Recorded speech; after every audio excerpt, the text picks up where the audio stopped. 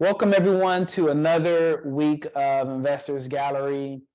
For the newcomers, my name is Presley. I am part of Dimensional Capital. Here in Houston, we are a multifamily investment syndication development group. And I built an art gallery. The art gallery is on the other side of the wall here. I built the whole office and all the stuff that we're in. And I thought it'd be a really good idea to have conversations with investors and fund managers and high net worth individuals and give other people who do not have that access, give them the opportunity to be able to ask them questions or maybe get some advice. So that's how I came up with Investors Gallery. But I have a really special guest on today. I'm so excited. And Brittany, tell us about yourself. And you're not new, but you're kind of new back to the area. So welcome to Houston again. How are you? Thank you. I'm great. Thank you so much for having me. And you're right. I'm not. This will be my first time living in Houston. I've been here a lot over the past couple years. I'm just now going to become a Houston resident. Go Astros. You got to love the Astros to live here. No, actually, I'm super excited about the Astros. They just won the World Series, and I've never been in a place where like people who look like me are so passionate about baseball. So It's been a whole new experience. It's been really exciting. So tell us what you do and how you got into it. The blanket statement for what I do is I am a real estate consultant. I help clients go from wherever they are in their real estate journey, whether that's first-time home ownership all the way to multifamily investor, and I take them to wherever they're trying to go. And that could be fund management, it can be syndication, it can be large scale development. I've spent a lot of time and resources creating incredible networks of people who are experts at what they do. And so I use that network to help people get to where they want to go. And so for me personally, I hold my real estate license in DC, Maryland, Virginia, and soon to be Texas. I have flipped homes. I have, done like the whole array of real estate things. And now I am working on my first development here in Houston, which is the reason for my move. And started my first fund. So now I'm officially a fund manager. And it's been really a really incredible experience. Wow, that is a lot. Very impressive. How did you? Okay, so first question. How did you know to? You're broad, but you're very specific. Because consulting, though specific, you help many groups of people. How did you know to kind of funnel your talent into that space? Into like the space of real estate or into the space of consultancy? Both. So I have always had a passion for real estate. I think I read Rich Dad, Poor Dad, like maybe high school age. So I knew from a really young age that I was very interested in real estate. My mom was in real estate. And so that's always been part of my plan. But also, I'm a synthesizer of information. I really love to learn, and I love to continuously experience new things and push myself and problem solve. And so what I figured out was the best thing for me to do is to become a generalist, which is what a consultant does in a lot of cases. I'm able to learn about a lot of different industries and solutions in different industries, and then take those solutions and apply it to whatever problem my client is having, even if it's not in the same niche. Wow. What is your favorite asset of real estate? Single family, multifamily? I would probably have to say multifamily. I really enjoy the decreased risk profile. I would have to say multifamily for sure. What got you? How do I? Because I want to dig deeper into that question. I want to know from you, like, what did that transition look like? So you read Rich Dad, Poor Dad in high school, which, first of all, Man, that's a big salute, because I hear a lot of people who read amazing books too early, Mhm. and it doesn't catch, or they don't really grasp it. So that was really amazing that you were able to understand, the depths and what the book was trying to relate to the audience. But so you're in high school, you read the book, you love real estate, were raised around real estate because you say your mom is in real estate. But what catapulted you into not just being an amazing realtor? How did you go consulting route? Oh, that's actually a really good question. My first foray into real estate was not as a realtor, it was as a flipper. And the first experience that I had, I made every mistake. I picked the wrong partner, we picked the wrong deals. Like we did not have a tribe around us or a consultant or anybody that was like really solid that could guide us. And so that for me was a clear indication that I needed to make sure that people coming behind me weren't going to make the same mistakes.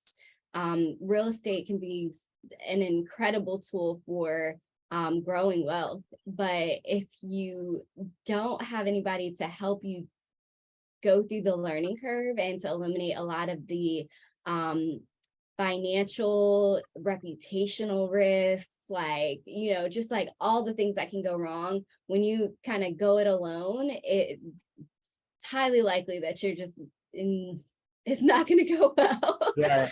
So that's why I thought it was really important to make sure that people didn't just keep repeating the same mistakes, that if I could teach them from my experience or teach them from the experience of the people in my network, that we could all go further faster together. So after your first flip, did you keep flipping, or did you say, you know what, I learned my lesson, and instead of flipping, I want to now help people? What did that Yeah, transition, or what did that next step look like? I did do a few more, and I will say that the number one lesson is partner, who you choose as your partner. Like number one lesson for sure. I think if I had a solid partner, I would have probably continued to flip, because it is great for income generation in a lot of cases. But I we probably did a total of like 7 to 10, and then I it just imploded. It was like it was one of those experiences that when you're going through it, you're like, my life is over, right? But actually, it turned into an incredible blessing. It taught me so much about what not to do, that I could Mhm. actually help others not make those same mistakes. Tell us some things of what not to do. Ah, I know okay. there's a whole book on it. Things like properly vetting your contractors, making sure that your accounts are set up correctly, making sure that you are not using promissory notes to allow investors to invest in a project, that you are correctly registered with the SEC, and that you are a syndication or a fund. Like I see that happening a lot. And Mhm. I'm reading a lot of articles about how the SEC is by and large putting people in jail more often for that than anything else in our real estate niche right now. So that's a huge mistake that is very prevalent. Um, just like proper capitalization and understanding your draws, making sure that your draw schedule is effective, understanding how you're going to pay your contractors, and if there's going to be a lag in time, how you can keep your contractors engaged and bought in even if their check is late, right? Like there's just there's just so I see much. the veins popping out. It was my biggest learning opportunity for sure. Wow. Wow. Okay. Well, we are here to introduce Brittany's new book. No. Do you have a No, book coming in? seriously, what not to do in real estate. I should write that. You should. You could probably just talk into the computer, and there you go. Spit a book out and just subdivide it into chapters. I think that's a great idea. Or start it as a blog and then put it all together in a book. Mm-hmm. Um, what does your consulting profile look like as far as the clientele that you get, and what are they usually looking for or looking for help in? Oh, that's such a good question. So I'll tell you, I have a lot of like first time investors that come to me. And I love that. But I will say that my favorite is probably working with like successful young professionals that need to know what to do with their money and helping them evaluate whether that's going to be an active investment strategy or a passive investment strategy and mitigating the risk for each. So like if passive is your thing, great. We have funds and syndications we can look at. Or even REITs. If I like the REITs in theory, but I feel like if your risk profile is higher, that syndications and funds are definitely the way to go. And especially because not a lot of people are exposed to them. I mean, most everyday people could not get into opportunities like this before Obama signed the Jobs Act in I think 2007. So, it's really awesome to be able to expose people to that new avenue to generate wealth for themselves. And then on the other hand, like I get a lot of clients who want to go that active role. They want to create a side business. And so they're looking at either a buy and hold where they're self-managing or converting something into an Airbnb or flipping a property, all those types of things. By far, I think my favorite is like the long-term passive investors because we're in it for the long term. It gives you a lot of time to learn and grow and get exposed to real estate and deals. And then it's really much easier to mitigate your risk if you decide to go an active route. That makes a lot of sense. Okay, let's go fun question, because you said you like to deal with a lot of young professionals. So for your fund, is it a B or a C fund? It's a Reg D, actually. Okay. Oh, that makes sense. Okay. So I can have up to 35 of credit. I'm sorry. I can have, I think, an unlimited. So let me preference this. I'm not an SEC attorney. I have a wonderful SEC. Is he on? Is our SEC attorney on? I talked about him last week and he was on, and now I need him on. He's not on. So, I mean, whenever I'm saying you need to talk to an attorney, right? Okay. Disclaimer. Disclaimer, but I can take, I think, an unlimited amount of accredited investors and up to 35 sophisticated investors. And that really allows me to open the door to people who aren't in that high net worth profile, but that need access to grow their money just like everybody else needs access to grow their money. I just did a podcast yesterday about eliminating the wealth gap and what that would take. And it takes a lot. It's not something you can save out of, right? It's going to take like a 33% return on an active savings. That's what it would take if we wanted to eliminate the wealth gap in the next 30 years. That obviously is not going to happen. And so we want to at least be able to minimize the impact and and slowly bring the gap together, then being smart about our investments is the best way to do it, not just throwing money in savings accounts and letting inflation eat away at it. And that's why I love working with young professionals. They have the risk profile that can tolerate, higher risk and higher return type of investments. And they're active, they're interested, and they have literally their whole life to continue building on this knowledge and really creating more wealth for themselves, their families, and their communities. Wow. Where would you say the bulk of your knowledge comes from? Ooh, okay. I'm gonna get real woo-woo. If you haven't noticed, I'm wearing a crystal. I'm a very very hippie type of personality.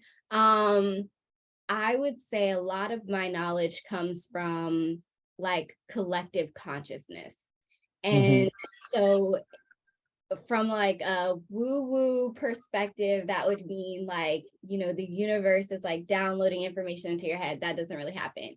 What I find happens is that people appear in my life and give me the knowledge that I need to solve a problem that I have now, or that someone around me has now, or will have in the future. I tend to just like attract information, courses, programs, people that just bring me incredible amounts of information I had wanted to develop 2, 3, 4 years ago.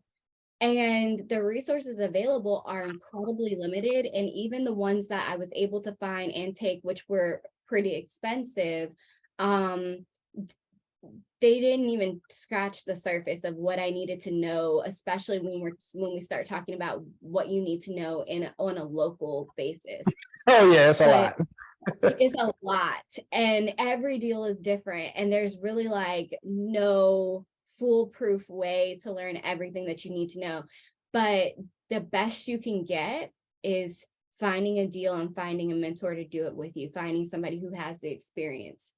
Mhm. This development deal, I have the blessing of having a business partner, Chris Senegal. He is also local to Houston and has been working in Fifth Ward for the last 15 years, developing, Mhm. building, doing all of that stuff. And so a lot of that information and a lot of the resources I needed were given to me. I didn't have to go through the learning curve. And then from that experience, I'm able to impart that information through social media or through interviews or through conversations. I am a co-founder for Women in Real Estate. And so a lot of what we do is bringing resources to the table for our members. And so, we're holding people accountable, we're giving them resources, we're finding them funding, or my fund is funding a fund for them, like there's a lot of Right. opportunity in that. But I would say the number one way to learn, honestly, is you just have to be around the right people, Yep, 100%. I agree. Um, I'm a nerd, and when I got back into it, I did a lot. I read. Actually, I'll be honest and transparent. A lot of these books I didn't read. I did Audible, but I still bought the books in case I needed to refer back. I don't have time to sit down in one spot. And the other half of the books are my wife's because she's got 18 different degrees, so she's clearly smarter than I am. Um, but I went through the rabbit hole of books and YouTube and whatever I can get my hands on, and I learned a significant amount. But as you said, it's not until you get thrown in the fire and you're having conversations at a really high level. One, you get to draw from the knowledge that you've read or heard or seen from whatever educational source. But the other part is they mention, well, what kind of Reg D do you have? Okay, well, you have this, and then you start downloading that information Mhm. because they have information or explaining something that you may not have known before. So Yep. that's really cool. I can tell you have very consistent high level conversations, not by really what you're saying, but by how you're saying it. And I think that's really cool. Where would you say most of your clients come from, like far as geographically? And also, well, let's start with that. No, that's a great question. And it's really different from what I think most people would answer. Most people are very hyper local, but because we grew women in real estate in a pandemic online, we have Mhm. 70,000 supporters that come from all Wow. around the world. So we don't really have like a specific demographic. And the people who come and work with me from consulting a lot of times have found me through something affiliated with Women in Real Estate or affiliated with Instagram or Clubhouse or some social media platform. So I don't have like a niche location, but I have such a wide array of folks that I can call on in different areas that hasn't been a problem ever. How do you deal with international clients on the basis of real estate? So I have a collection of international realtors. And then I love dealing with international clients because I love to go new places, as you know, because we were just talking about how this is my 43rd flight this year. Yes, I have so many questions about the 43rd.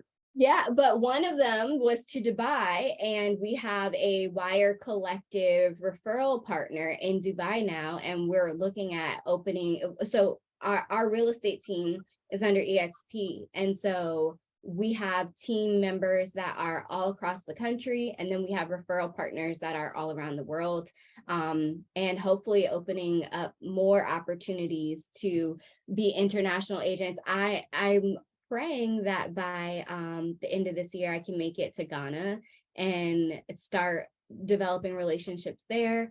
Why But is Ghana such on fire? I've talked to 3 different investors within the last 2 weeks, and they're like, I'll be back. I'm going to Ghana for a week. What is in Ghana? Do I need to go to Ghana? Obviously, there's I need a to go to Ghana. lot of opportunity in Ghana. They have a great political and economic ecosystem that makes it, more advantageous to invest there. There's a path to citizenship for Black Americans. So, if you're investing in a place and you want to Come home or something like that? Is right. that And they okay? also have the home, like I don't think it's called a homecoming, but around New Year's every year, like there was the first one was like really, really big, but it's kind of become a tradition that they have this huge celebration, and a lot of like Black Americans go over. So that's a thing. And then like there are a lot of people from Ghana here in the States, and as we build relationships and we get to know people who are from there, it makes it easy to want to go. Wow. Well, I need to let you know. I didn't disclose this before. I'm very good at carrying suitcases. So Ghana, Dubai, just let me know. I got you. My whole team, we're all really good at suitcases and chauffeuring. So hotels to Starbucks, we got you. So next time you go, let us know. I definitely will. I could use the help because I always have a lot of luggage. That's how we put all the camera equipment and stuff in, right? Exactly. Need a whole carry-on just for camo equipment. Yes, yes. So 40, because I'm just nosy. So the 43 trips, so a couple of international trips, most of them women in real estate or consulting, or because it's kind of all one big ball, right? Yeah, and that's kind of how I live my life, is like doing things synergistically. So I love real estate, and so I work in real estate, and I consult, and I sell houses, and I invest, and I have women in real estate, but it all works together. So it's, I know people really love to talk about how you should like be hyper focused on one thing. It's just not how Yeah. my brain works. And so Same. my workaround for that was like, okay, well, I don't have to be focused on, I can be focused on one thing, which is real estate, but there's so much in real estate to do, so much to learn, so many people to work with, that it keeps me constantly engaged. So that's how I worked around that. But most of my trips are for women in real estate. They're attending and hosting events and conferences. We have chapters across the country: Chicago, Charlotte, DMV, Houston, Dallas, upcoming Cali, upcoming Atlanta, and Wow. we have one in Chicago, probably upcoming Cleveland. So like going places, hosting events, building community in those places, that's a lot of my job. And then with the fund, and now Wires working on a fund as well, sourcing deals for my clients, sourcing deals for myself, that's a lot of traveling time too. So overall, I don't have kids. I don't have to be home every night, which is I'm so jealous. Since you started talking, I'm like, she is so free. that's so funny. I hear people say that all the time. Like, you're so free. And yes, I am. I just have 2 very big dogs, but they can go to my parents, or they can have a dog walker come, or they can, Yeah. they're okay. Half the people watching this right now are jealous. Well, and I'm really intentional. Like, if I decide to have kids in the future, I have to be at a point where I can have a nanny that travels with me full time. Will Oh, travel. she all the way up to the top. Like, I want to be able to take my kids everywhere, but I also want there to be some like practical, like, this is how this works type of thing. So yeah, definitely nanny and a tutor, and like my family being able to travel with me would be super important. Okay, little Grant Cardone. Say that again. Little Grant Cardone. Oh yeah. Oh You yeah. missed the jet. You missed the jet. So yeah. So how long collectively, or I guess you answered that since high school.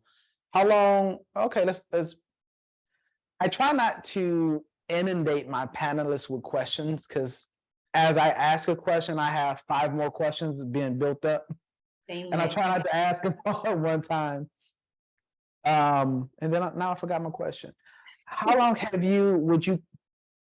How long have you been doing this where you consider yourself a professional? Because obviously you weren't a professional in high school, or you might have been. Because I know some people that was like, yeah, you kind of already really good at this. But how long have you been doing this where you have considered yourself a professional? So I would say I started working for, well, I was working for like builders and developers like as early as college.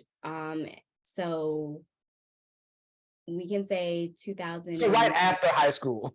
yeah, right after high school. We could say 2007, 2008, I would consider myself a professional. I was working for builders and developers, and then I would say 2014, 2015, I started flipping. I don't know if that's right, honestly. My concept of time, like you said, I'm really free. So that also translates into my concept of time and remembering things, like, I don't know. What's today? Tuesday. Same, same. It all blurs together. Like some people keep track of the days because they work on the weekdays and they don't work on Mhm. the weekends. My life is work. Like, I love what I do. I have so much fun, So, and I do ma'am, it every when you day. travel to Dubai as work, Yeah. It's real easy to just like let things yeah, together. yeah, open your email. Guess I gotta go to Dubai today. All right. That's awesome. I want to ask you some questions about women in real estate, and I forgot to plug my laptop up. So let me be unprofessional and plug my laptop up so it doesn't die. No worries. It happens to the best of us, let me tell you. It happens to me. I'm always getting fussed at from my co-owner that I don't keep my electronics plugged up. And actually, I'm looking at my phone right now. I have 9%. So, Oh, okay. Are we recording from your? No, we're not recording from your phone, right? no, my laptop, I did plug that up. So I'm good on that. But my phone, nope. All right, I'm back in business now. Um, Tell us since how much time we got. Oh, we're still good on time. I try not to keep my guests for more than an hour. Yeah, we're good on time. Tell us about women in real estate and how it got started, and go into a little bit of that as well. Yeah, absolutely. So women in real estate actually started like, I would say the advent of it is like 2020. We were in the pandemic. Um, we were all trapped at home. A app came out called Clubhouse. I got on it and quickly realized that there was access to real estate professionals that very few people get. Like, there were people that I never knew existed, and then there were people that I had wanted to contact and build relationships with and never got the opportunity to because they were so busy, right? And so Kaylani and I started I actually joined the same day on Clubhouse, and I immediately jumped in headfirst, started moderating 24/7. I ended up with 2 phones. I would fall asleep on the app, wake up on the app. And if you were not part of that early Clubhouse era, you're probably like, oh, that's that's stupid. Like all Clubhouse is people selling you stuff. But in the very beginning, I got access to the best Black developers like that I've ever been able to find. And they just literally were pouring information. All the questions I had ever had, all the resources I ever needed were right there. And so I was just like, well, if I need this information, I know other people need this information too. And I'm a great question asker. So I would mod everything that I could. I would ask all the questions that I could. And slowly that started to evolve into like a real following. But we noticed that there wasn't really the best representation for women, like a safe space for women. And so Kaylani and I decided to start our own like Women in Real Estate Club. And then that grew into a ridiculous number of people. And then I was like, there's obviously a need for this. There's obviously a space for this. And I'm sure it exists outside of the confines of the internet, right? So we started hosting events all across the country. We host probably like 15 to 20 events a year, or we attend. And we started really creating community. And I always have to put this caveat: men are a big part of Women in Real Estate. It is not just women. We have sponsors that are men, instructors that are men, lenders that are men, like members that are men. So it's been a great experience to just see how much support we've gotten from men in the industry as well. So that's kind of how it started and how it evolved. Now we have 4 sections of the company. We have our membership. We have Wire Next, which reaches our high school and college age kids. We have a fund coming soon, like beginning of next year, probably. And then we also have our nationwide EXP real estate team that serves both commercial and residential clients. Wow, that is so amazing. I always seem to find myself in, what is it in Houston? Women in, I want to say it's Women in Real Estate. We do have a branch here in Houston. I might be already a part of that. They email me and call me all the time. Press, we want you to come. I'm like, okay, y'all got food. I'll come if you got food, but we always have food, and usually we have alcohol. So okay, I'll come for the food. What would you say to the younger individuals who are listening and watching?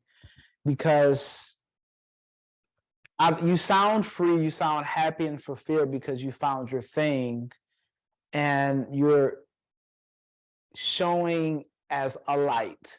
And a kid watching this is like, I want to be like that, and I want to have that excitement about real estate, but I don't know how to get to that point, because you have, if we want to go woo-woo, you have attracted that energy to you. But a lot of individuals, probably most individuals who have not read The Secret, don't really understand or know, or don't even know that it exists, of navigating or attracting or whatever we want to call it to fit in that space or find that space. What would you say to not even just the young individuals, but the individuals who are trying to get where you are in real estate?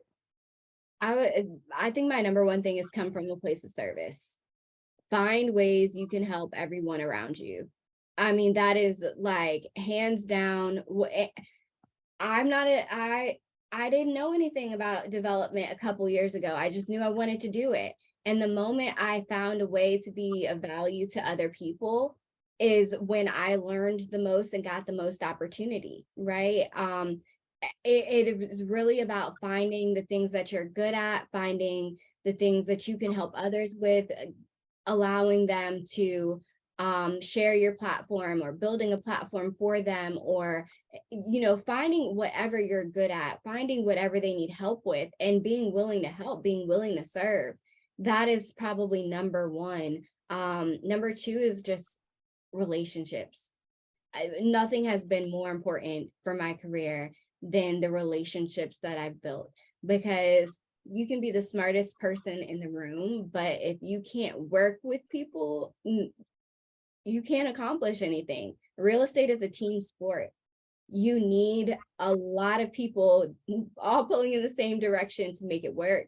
And so building those relationships and coming from a place of service when you're building them, super important. And I think thirdly would probably be like, just be okay with failing. Like, just keep going, keep trying, keep learning. You have to be bad at something before you're going to get good at it. I mean, it just is the reality of it. Find partners to help you along the way so that you're not that bad at it, but be willing to take risks. I'm moving across the country because there's an opportunity here, right? And I'm willing to take that risk. I'm willing to put my name, put my money, put my reputation on the line, because I know if I don't, there's no way for me to grow, right? So you have to be willing to take those risks for sure. And then marketing, learn how to be a good marketer, learn how to connect with people, learn how to make sure that people know what you do, learn how to get their buy-in, and then deliver on the promises that you make. Those things, you'll get wherever you want to go using those tools. Wow, that's amazing. Lori has a question. Let me take you off of mute. Thanks for coming back, ma'am. How are you? What's your question? Sure, I wouldn't miss it. I just, when I do, it's for a really good reason. All right, so question for Brittany. Brittany. Oh, I'm so sorry. My name doesn't look like it's showing up on here correctly, but yes, Brittany. Brittany. Okay, the last name is Wire. My last name is actually Rose. Wire stands for Women in Real Estate. I'm so glad you said that. I can rename myself right now. Oh, okay, fine. So the question really is, I think what Presley was trying to ask, and correct me if I'm wrong, you asked the question if you wanted basically guidance how to get into real estate for people that are not in it and want to get into it.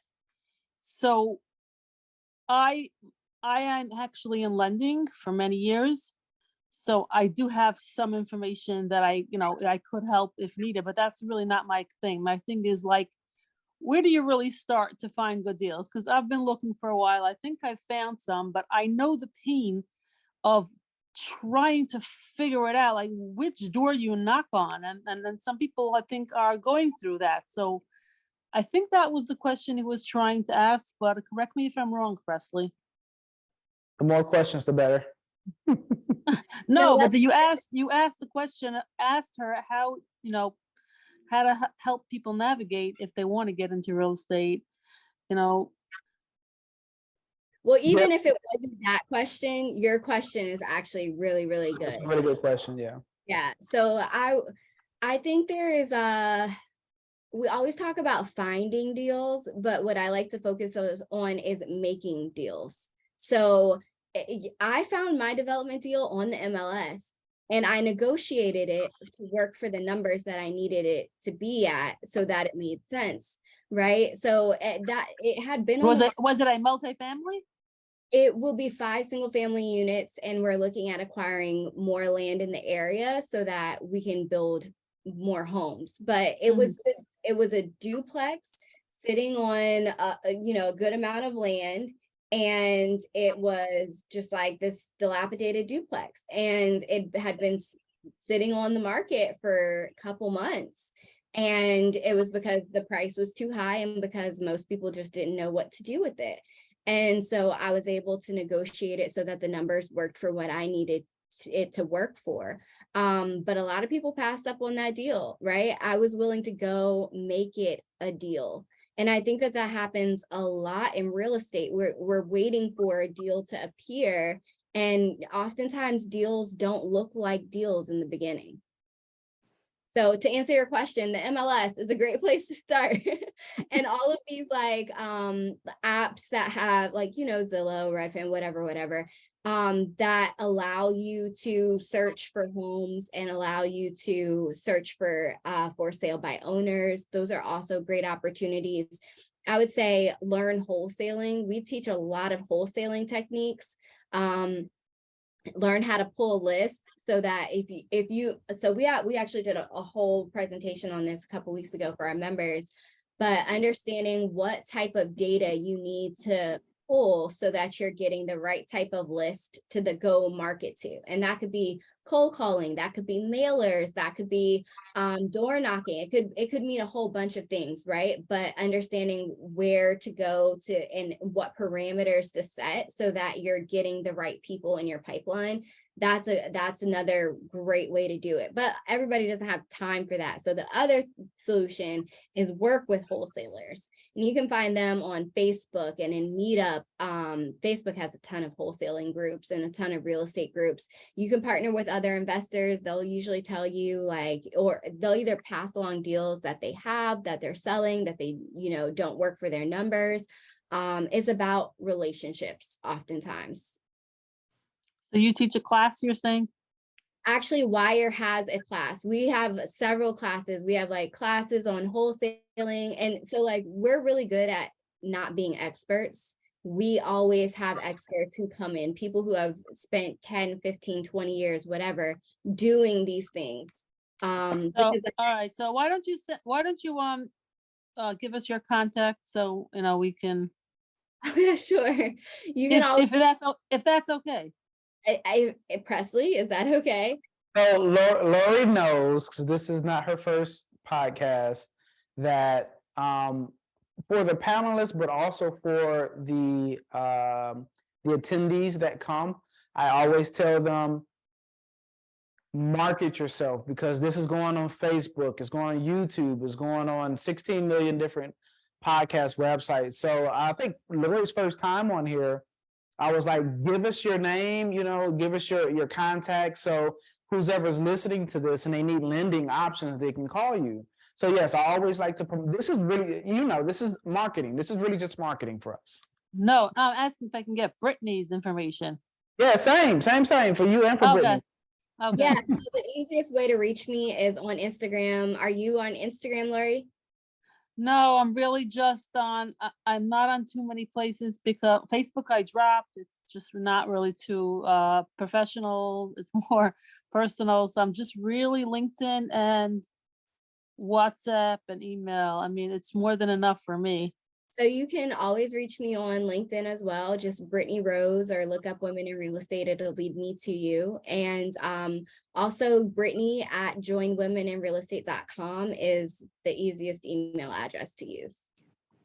Brittany at joinrealestate.com? Joinwomeninrealestate.com. Okay. All right, fine. Thank you. Thank you. Thanks, Lori. Sure, absolutely. By the way, where's your drink? I don't see what you're drinking today. I didn't have enough time to go get it. I love to see you with a glass, and every time it's a different color. It just adds so much to the. I was this close, but I was like, you know what? I'll be running late. I need a drink. So, Brittany, I don't drink alcohol, but I'm always drinking like a Bai. I think last week it was a Verner's. But he drinks it from a glass, not a cup. It just makes it look so much better. It tastes so much better. Yeah. I love that. It does taste better, actually. It's all in the mind. Brittany, when are we going to discuss the loan that we were talking about? Actually, Laura, we can talk.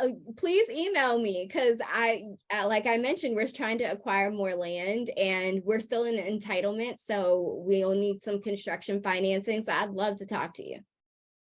No problem. But Brittany also has Presley also has a big project coming up.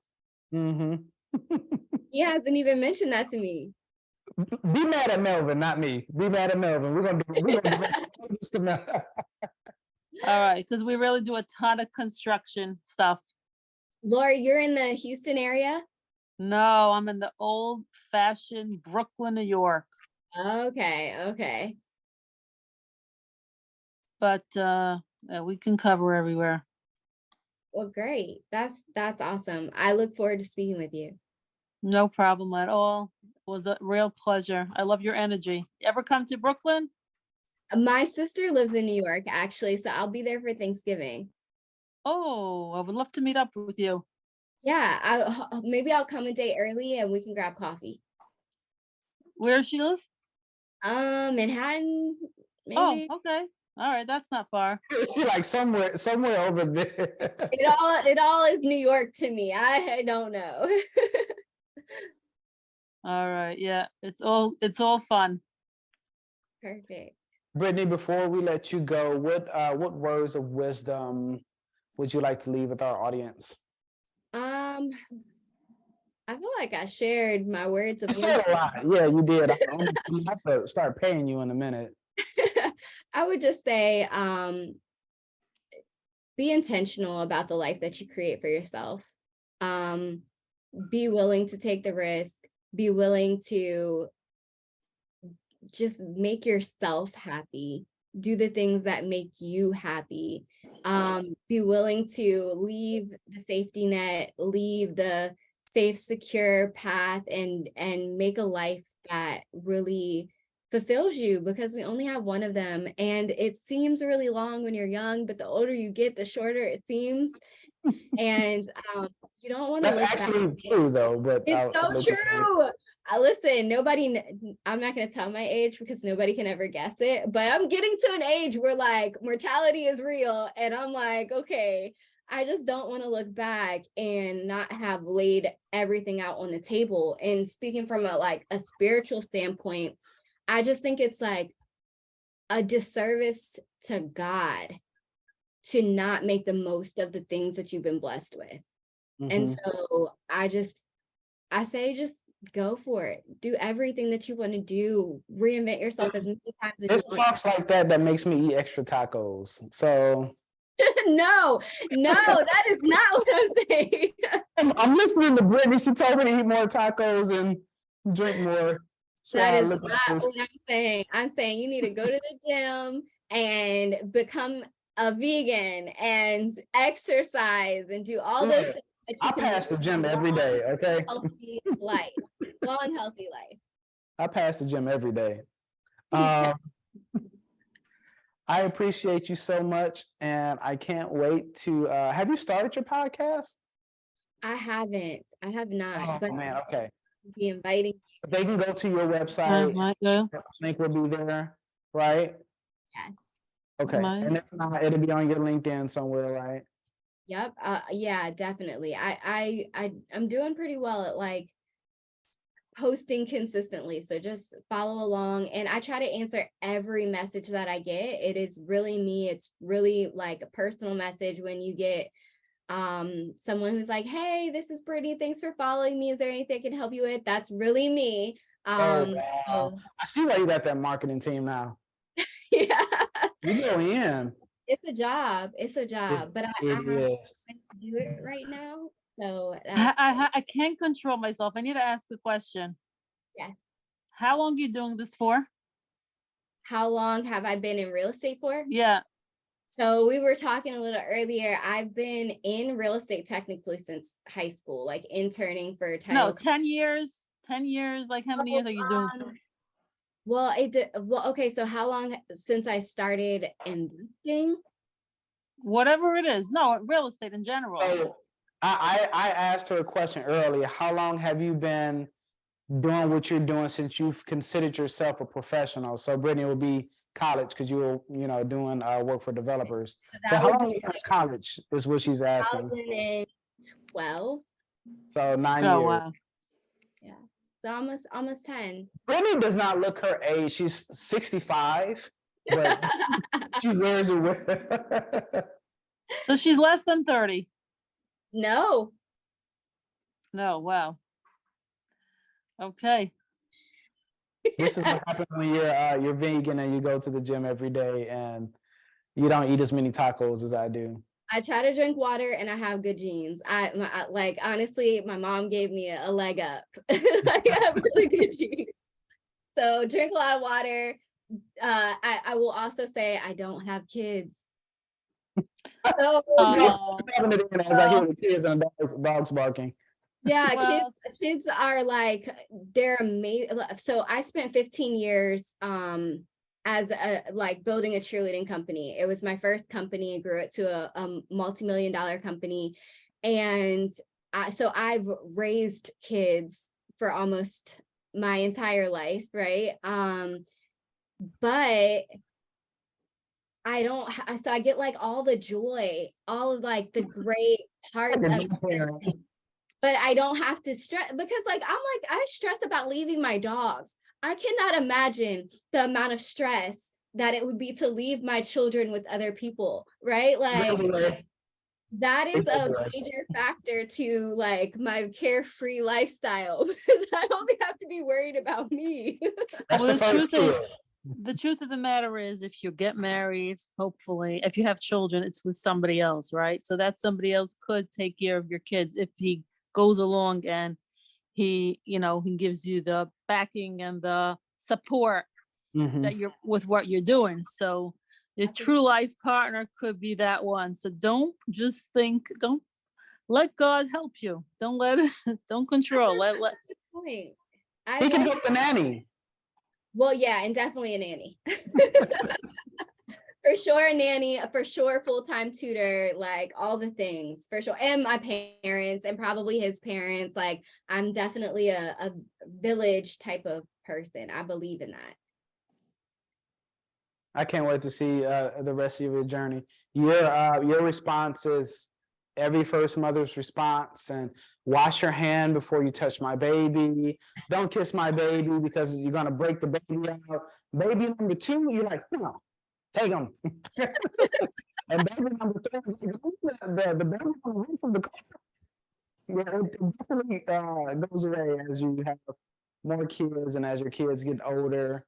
You check on the first kid every 5 seconds. I go days without seeing my teenager. So, teenager age, and they're reclusive. But again, I thank you so much for being on, officially being on the podcast, because you're here and we are already getting ready to do some business together and do some meetings. And fly some planes. And fly some planes, and my team will meet with your team. And I'm excited to see your development, and I'm proud to hear all the amazing things that you're doing. So yeah, you have you wear 62 very well. So I'm very, very proud of your accomplishments and everything you've done so far.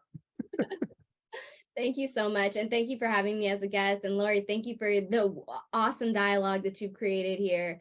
And it's just been a real pleasure and so much fun. So I'm really looking forward to seeing you soon. Hopefully, like tomorrow, I have that multifamily conference. I hope you guys can. And then we have I connected with you on LinkedIn, so just accept the connection. I will do that right now. Presley dinner. We have a wire dinner here in Houston on Friday at Eddie Marlowe's or Eddie V or something. It'll be nice. Eddie V's. Yeah, so come hang out. Okay, I will. I think Julie sent it to us, and she's checking our calendars now. So awesome. All right, well, I will see you guys next time. Brittany, don't be afraid to come in as an attendee next time and add some of your wisdom to the next panelist. Lori, it's always amazing having you. I'll see you guys next Tuesday. Well, not you, Brittany. I'll probably see you in the next couple of days. And Lori, I just accepted your request, so thanks so much. Amazing. Talk to you soon. Thank you, guys. All right, thank you. Bye. Bye.